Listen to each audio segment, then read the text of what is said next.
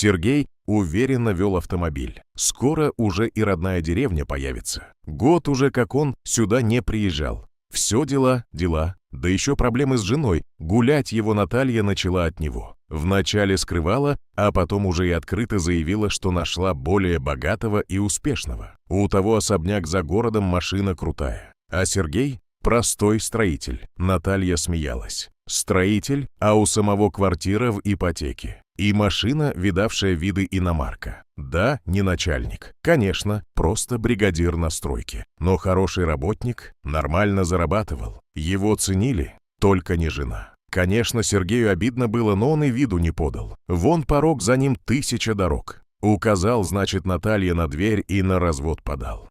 Та через 2 месяца, правда, назад попыталась вернуться. Бросил ее богатый любовник. Но Сергею она тоже была теперь не нужна. Не мог простить такого предательства. Да и ничего их не связывало больше, детей не было. Так и жил один. Недавно закончили очередной объект, и получился у Сергея небольшой отпуск. Решил к маме съездить. Как раз осень уже, в огороде заодно поможет. Картошку ведь пора копать. Сергей для этого дела даже купил новенькую лопату, а то ведь у мамы, наверное, инвентарь уже староват. Как отец умер 5 лет назад, так ничего и не менялось. Сердце у Сергея немного кольнуло при воспоминании об отце. Да, не уберегли тогда батю, и вроде бы вовремя обнаружили проклятую болячку, и лечение все он получил, но ничего не помогло. Тогда врачи сказали, что это такая агрессивная форма рака. За 3 месяца сгорел человек. Сергей вздохнул, решил, что перед деревней свернет в лесок. Там находится их сельское кладбище, где и лежит отец. Вначале поклониться его могиле, а потом уже к маме. Она ведь уже ждет сына. Пирогов, наверное, напекла, его любимых, с ливером и картошкой. Сергей улыбнулся, вспомнив. Про маму, да, соскучился он по ней. Но вот сейчас только с батей повидается. Старенькое кладбище, окруженное березками, замерло этаким островком безмолвия и тишины. Кресты и памятники встретили Сергея в немом ожидании, словно вопрошали: «Ты к кому, мил человек?» Сергей свернул меж могилок привычной тропинкой. Ему надо вон туда, ближе к северной стороне. «Привет, папка», — совсем по-детски сказал Сергей и подошел к могиле отца. Немного посидел рядом, протер памятник, положил цветы, рюмку налил и замер, задумавшись. Да, вот жизнь, 5 лет прошло, а все равно больно. Неожиданно Сергей вздрогнул. Ему вдруг послышалось, что где-то рядом, словно из-под земли, раздался глухой стук. Показалось, мужчина даже головой потряс. Тишина, точно показалось, но вновь стук повторился. Раз и опять тишина, раз и тишина. Словно кто-то ударял рукой по дереву, с каждым разом звук становился все тише и слабее. Сергей осмотрелся по сторонам.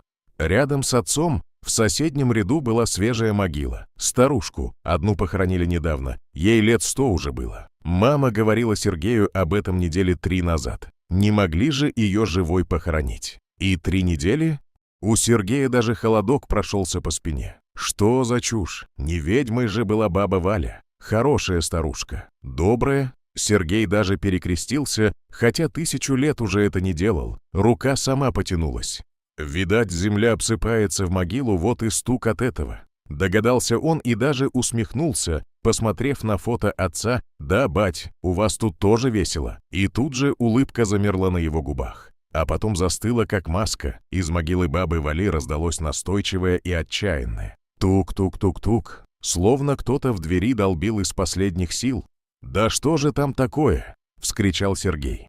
Он вскочил и побежал к машине, вспомнив про новенькую удобную лопату, которую вез для копки картошки. Буквально за 3 минуты он обернулся туда-сюда и кинулся к могиле старушки. «Ну, баба Валя, прости, если что», — прошептал он и начал энергично откидывать камня земли с могилы, отметив при этом, что почва подозрительно рыхлая. За 3 недели все равно должна спрессоваться немного. Стука больше не было, но Сергей решил проверить. У него мелькнула мысль, что к бабе Вале могли кого-то и подселить. Видел он нечто подобное в фильмах про бандитов. Но так-то в фильмах. А здесь, в тихой местности, неужели такое возможно? Не верилось все же в такое Сергею. Но он продолжал рыть.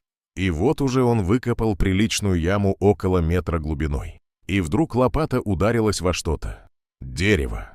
Сергей, смахнув пот, принялся с новой силой откидывать землю.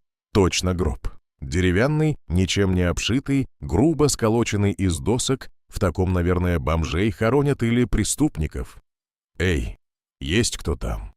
Закричал Сергей, пытаясь сорвать крышку гроба. Но нет, она не поддавалась, крепкими гвоздями заколочена, и из гроба тишина. Вдруг Сергею послышался то ли стон, то ли мычание какое. «Сейчас потерпи!» — крикнул он и вновь кинулся к машине за монтировкой. Раз, два, и крышка гроба наконец поднялась, отчаянно заскрипели гвозди. Сергей рванул крышку на себя и откинул в ее сторону, а потом глянул в гроб. От увиденного он замер в ужасе. В гробу лежала молодая женщина, всклоченные волосы, поцарапанная, блузка на груди разорвана, юбка сбилась выше колен. Видимо, билась она в гробу до последнего, пытаясь освободиться.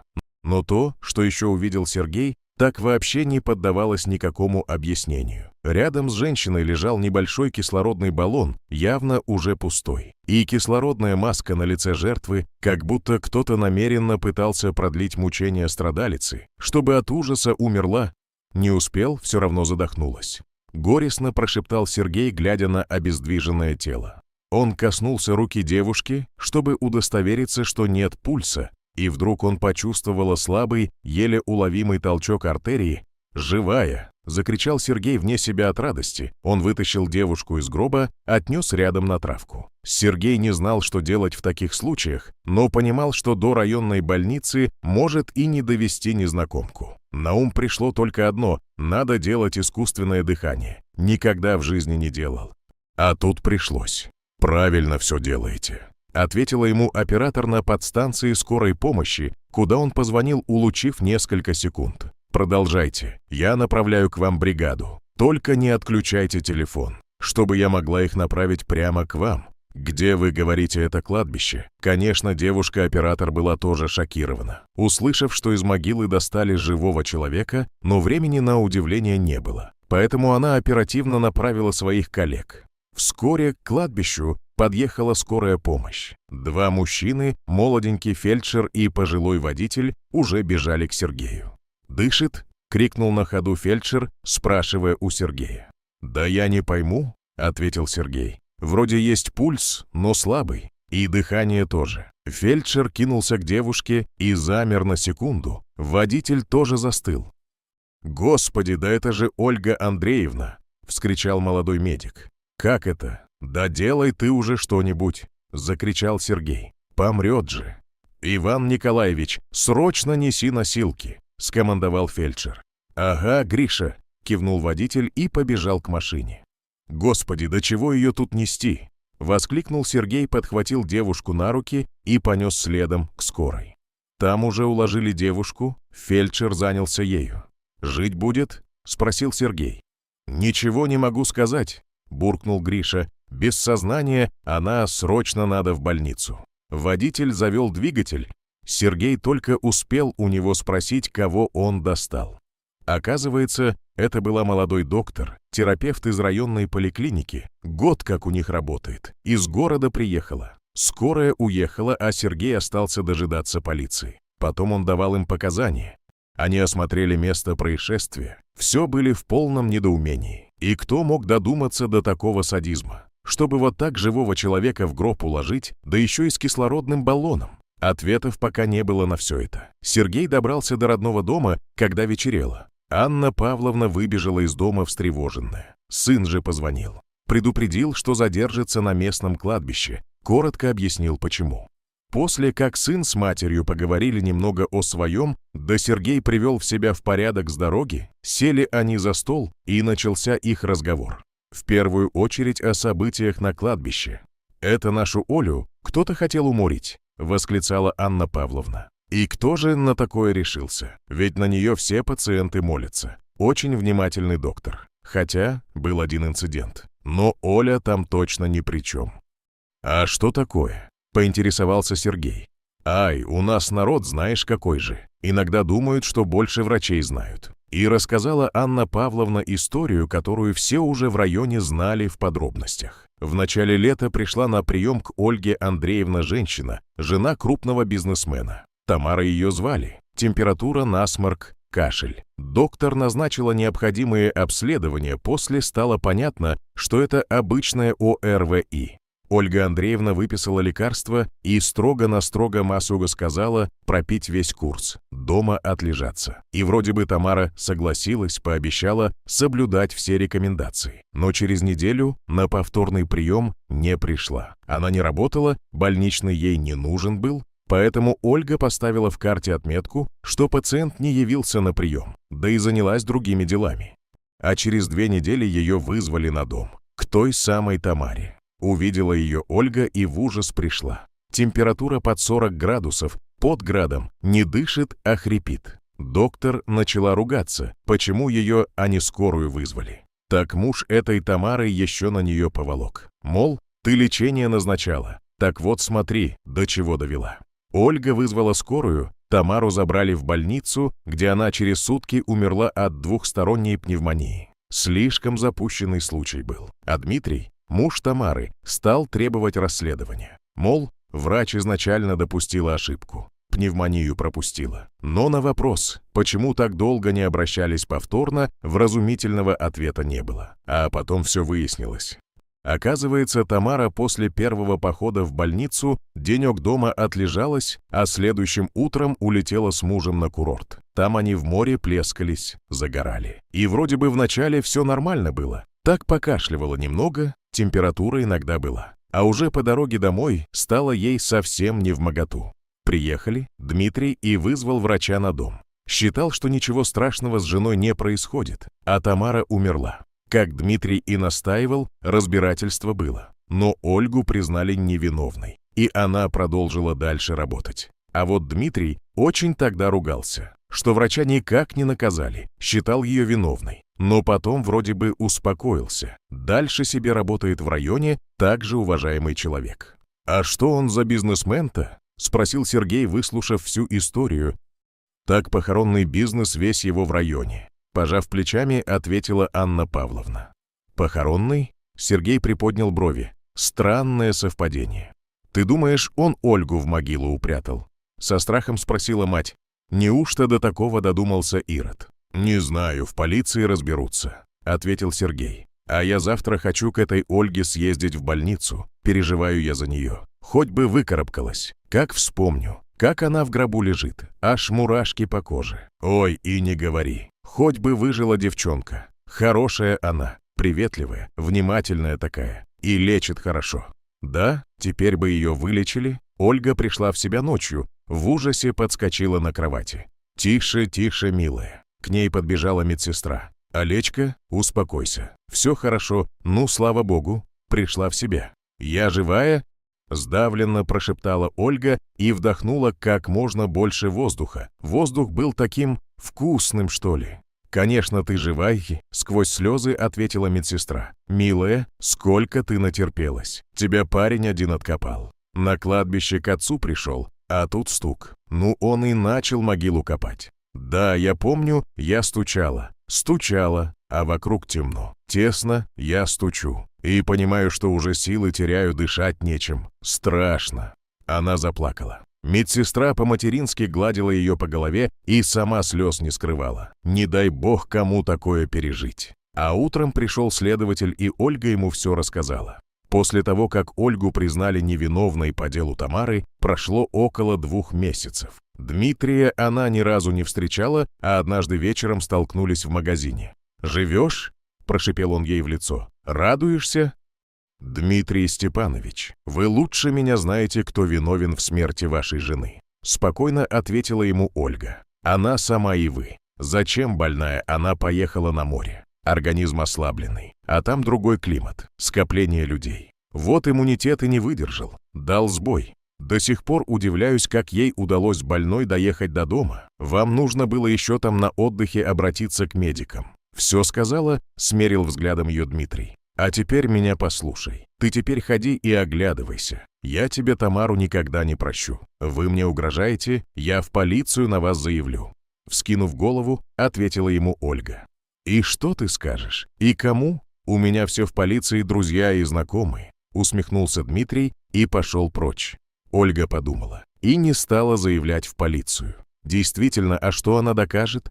То, что ей угрожали. А где доказательства? Решила Ольга, что надо человеку просто дать время успокоиться. Дмитрий просто еще очень переживает потерю жены. Вот придет в себя. Еще прощения у нее попросит за весь этот шум. Но прощения Дмитрий просить не стал. А буквально через неделю пришел он ночью в дом на краю райцентра, где жила Ольга, двери вышиб, схватил девушку и в машину к себе затолкал. Чтобы не кричала, кляп в рот воткнул и руки связал. А потом на какой-то склад привез. Там еще двое было, его верные помощники. Вместе они Ольгу в гроб уложили, укол ей какой-то всадили. Она как в полусне была после него. Вот теперь ты сполна прочувствуешь, каково это умирать, когда тебе воздуха не хватает. И никто тебе не поможет, сказал ей Дмитрий и маску кислородную надел. А это чтобы ты не сразу сдохла, а помучилась подольше. И потом сверху крышку на гроб опустили. Ольга дальше ничего не помнит. В себя пришла, когда уже в могиле была. Она это поняла потому, что земля сквозь грубые доски немного просыпалась, и тяжесть такая. И дышать тяжело. И темно, воздух еще был в баллоне, но толку от него. Ольга понимала, что это ненадолго. Начала пытаться выбраться из смертельной ловушки, но ничего не помогало. Она кричала, стучала. Все без толку. А потом поняла, что никто ей не поможет. Жадно вдыхала последние капли воздуха из баллона и ждала понятно чего. И только рукой продолжала стучать по крышке гроба. Не верилось ей, что вот так можно умереть. Выслушав ее, пожилой следователь сидел просто серый от ужаса. Это что же пришлось пережить бедной девочке? «Ничего, дочка, все теперь будет хорошо», — сказал он напоследок. «Его посадят?» — с сомнением спросила Ольга. «Он ведь такой влиятельный человек. Говорят, сам начальник полиции у него друг закадычный. Наш начальник хоть и гад, но не отморозок, за такое точно покрывать не будет», — искренне ответил ей следователь. «Вот увидишь, сядет как миленький. И псы его тоже. Говоришь, двое их было?» «Да, вроде бы Женя и Витя, так он их называл». «Это с его похоронной бригады?» — кивнул следователь. «Вот набрал работничков. Под себя. Дмитрия арестовали тем же днем.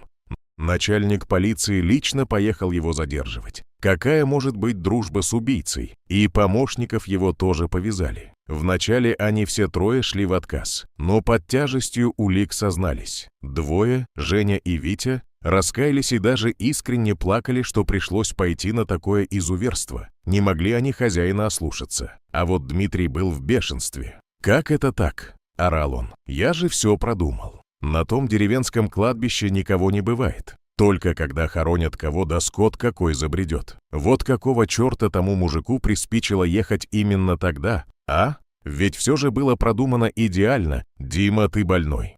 Только и сказал ему начальник полиции: «На всю голову больной. Мне стыдно, что я с тобой был знаком. Вот как ты заговорил. А когда вместе рыбачили или в баньке отдыхали, ты другом был.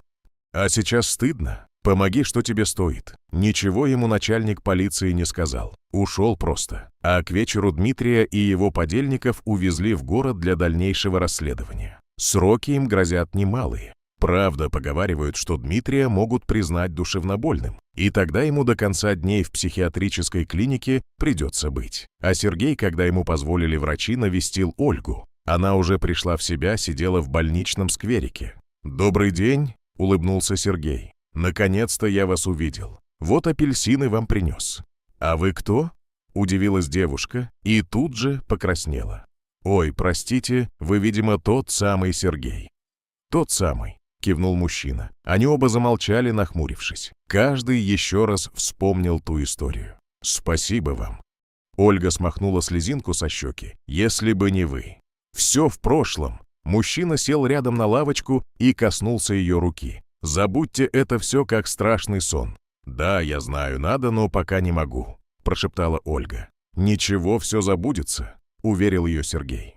«А давайте прогуляемся. Чего сидеть? Погода какая замечательная». Он улыбнулся Ольге, и она вдруг неуверенно улыбнулась в ответ. Впервые после всех пережитых событий. И они пошли по тропинке вдоль молодых березок, по первым опавшим листьям. Сергей рассказал о себе, о своей работе. Оказалось, что сама Оля из города, оттуда, где и жил сейчас Сергей. После окончания университета немного поработала в городе, а когда умерла мама, решила уехать подальше от больных воспоминаний. Квартиру свою сдала и поехала в село.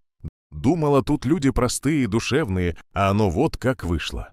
Оля, ненормальных везде хватает. С улыбкой сказал ей Сергей. Вам ли, как доктору, это не знать? Теперь точно знаю. Вздохнула Ольга. И вряд ли смогу тут работать. В город вернетесь? Наверное. Они погуляли еще немного и попрощались, обменявшись телефонами. Обоим было приятно их общение, и они хотели его продолжить. Вскоре Сергей, переделав все дела у мамы, выкопав картошку, уехал в город. У него там свои дела, своя жизнь. Уже в городе он с удивлением понял, что за все время в деревне ни разу не вспомнил о Наталье. Теперь она точно для него ничего не значит. В мыслях у него была теперь другая, но он все не решался позвонить. Почему-то смущался, как мальчик. А однажды раздался телефонный звонок. Это был уже исход декабря. «Здравствуйте, Сергей?» — услышал он женский голос. «Я Оля, та самая Оля». «Олечка!» — вскричал Сергей, перебивая девушку. «Здравствуйте, я так рад вас слышать». «Рады? А почему не звонили?» «Не знаю, наверное, боялся напомнить вам ту историю своим звонком».